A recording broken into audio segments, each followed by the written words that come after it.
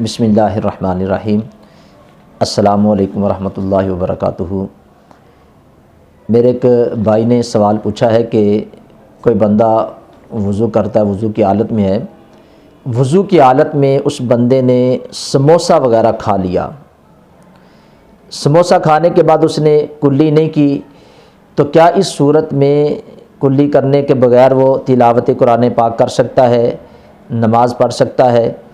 اس کا کیا شرعی حکم ہے؟ بڑا خوبصورت یہ سوال بھائی نے پوچھا ہے، اکثر ساتھی یہ سوال پوچھتے ہیں۔ تو فقہاء نے لکھا ہے کہ کلی کرنے کے بغیر وہ تلاوت تو کر سکتا ہے، اس میں کوئی مسئلہ نہیں، کوئی حرج نہیں، لیکن فقہاء نے یہ بات لکھی ہے کہ نماز کی حالت میں اگر بندے نے کلی نہیں کی، منہ کے اندر ذرات ہیں اور وہ ذرات جو منہ کے اندر ہیں وہ چنے کی مقدار سے بڑے ہیں یا چنے کی مقدار جتنے ہیں، اگر اتنا وہ ذرہ ہے اور وہ حلق سے اندر چلا جاتا ہے تو فقہاء نے لکھا ہے کہ اس صورت میں اس بندے کی نماز فاسد ہو جاتی ہے۔ اور اگر چنے کی مقدار سے چھوٹا ہے تو فقہاء نے لکھا کہ اگر وہ دانتوں کے اندر تھا، نماز کی حالت میں نکلا، تو جب بندے کا منہ بند ہوتا ہے تو اس کو باطن کہتے ہیں۔ تو فقہاء نے لکھا ہے کہ اگر چنے سے چھوٹا ہے تو وہ ذرہ اگر حلق سے نیچے چلا جاتا ہے تو ویسے جیسے ایک باطن سے دوسرے باطن کے اندر جاتا ہے تو اس بندے کی نماز ہو جاتی ہے۔ جیسے مثال کے طور پہ ہمارا معدہ ہے، معدے کے اندر خوراک موجود ہوتی ہے اور ہم نماز پڑھتے ہیں تو نماز ہو جاتی ہے۔ لیکن جو فقہاء نے مسئلہ بیان کیا وہ یہ ہے کہ اگر چنے کی مقدار جتنا وہ ذرہ تھا، اب وہ اگر باطن سے یعنی منہ کے اندر حلق سے اندر چلا جاتا ہے معدے کے اندر، تو فقہاء نے لکھا ہے کہ یہ ایسے ہی ہے جیسے خارج سے وہ اندر باطن کے اندر جا رہا ہے، یعنی ہم نے باہر سے کوئی چیز کھائی ہے۔ اور یہ فقہاء نے ہماری آسانی کے لیے مسائل بیان کیے ہیں، یعنی اگر چنے کی مقدار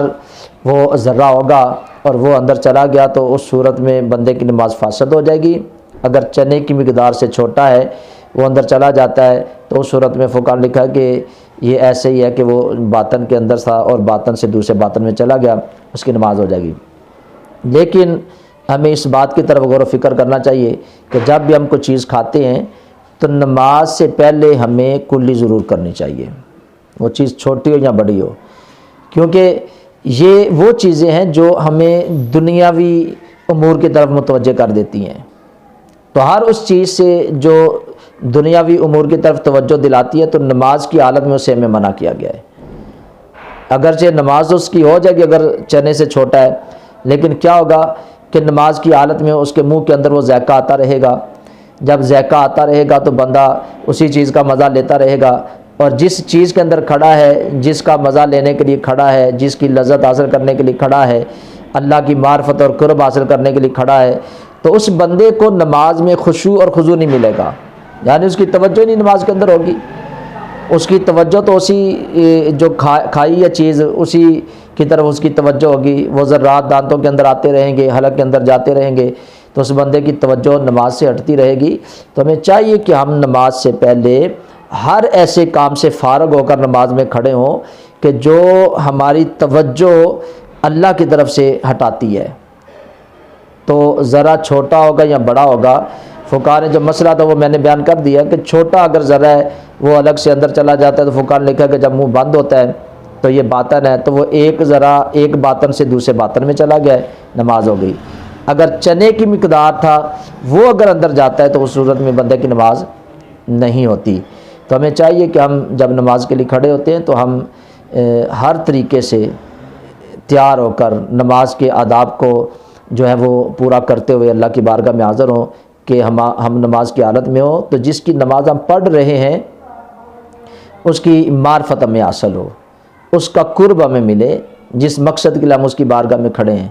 اور اگر ہماری توجہ ادھر ادھر ہوتی رہے گی تو ہمیں نماز کا وہ ثواب بھی نہیں ملے گا، خشوع اور خضوع بھی حاصل نہیں ہوگا۔ تو مجھے امید ہے کہ میرے بھائی کو اس مسئلے کی سمجھ آ گئی ہوگی۔ ویڈیو اچھی لگتی ہے تو اس کو لائک شیئر ضرور کریں اپنے دوست احباب سے، ثواب کی نیت سے۔ ہو سکتا ہے کہ آپ کے ایک شیئر کرنے سے، کلک کرنے سے کسی تک یہ مسئلہ پہنچے، اگر اسے نہیں پتہ تو وہ بھی اس پر عمل کرے گا تو وہ بھی اس ثواب میں اور ہم بھی اس ثواب میں شامل ہو جائیں گے۔ اللہ تعالیٰ کی بارگاہ میں میں دعا گو ہوں اللہ تعالیٰ مجھے بھی آپ سب کو بھی شرعی مسائل کو سیکھ کر اس پر عمل کرنے کی توفیق عطا فرمائے۔ اللہ ہم سب کا حامی و ناصر ہو۔ السلام علیکم ورحمۃ اللہ وبرکاتہ۔